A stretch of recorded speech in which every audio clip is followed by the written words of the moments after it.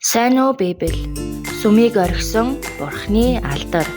Есекиэл 8 дугаар бүлэг 1-6 дугаар ишлэл.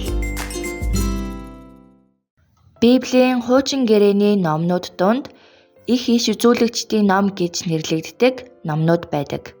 Үүнд Исая, Еремиягийн гашуудал, Есекиэл, Даниэл багтдаг. Эдгээрээс Есекиэлийн ном нь их хэмжээтэйж цуглаанд тэр бүр номлол хийгддэггүй харагддаг.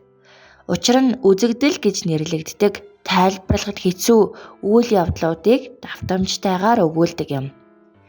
Гэхдээ Библи уншиж байхад Бурхан бидэнд хэлэх үгийг дамжуулах, Бурхантай уулзах үйл явдал төдийгүй Бурханы үзүүлж буй үзэгдлүүд ч Бурханы санааг мэдэгдэх хэрэгсэл болохыг ойлгож болно.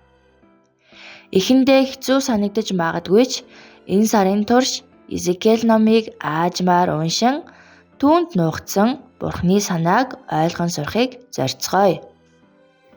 Есекиэл номын 1-р бүлэгдэр иш үзүүлэгч Есекиэл Вавилонд барьцаалагдан очсон тухай гардаг.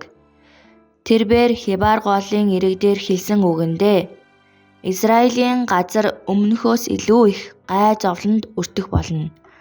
Мөн Иерусалимийн сүм нурна гэж хэлдэг. Гэвч Израилийн ард түмэн үүнийг боломжгүй гэж бодож байлаа. Учир нь Иерусалимийн сүмд Бурхан байсан шүү дээ. Бурханы оршдог сүм нурна гэдэг бол бодиттой төсөөлөхөд боломжгүй зүйл байв.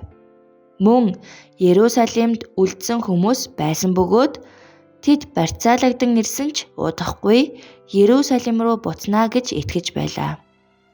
Тэдний үзэж байгаагаар Израиль бүр мөсөн сүрсэнгүй, сүрэх ёсгүй байлаа. Иймээс Бурхан Есекиэлд үзэгдэл үзүүлж харж байгаа зүйлээ ард түмэндээ хэлж өгөхийг тушаасан юм. Есекиэл номын 8 дугаар бүлэгт Бурханы сүнс Есекиэлийн үсийг барьж Иерусалимийн сүм рүү аваачин. Тэнд Есекиэл аимшигт үзэгдлийг харна. Израилийн хүмүүс сүмд хиймэл шүтээнүүдийг шүтэж байлаа. Израилийн 70 ахмад хиймэл шүтээнд утлага уугиулж, бусад олон хүн сүмээс эргэж нарны зүг мөргөж байв.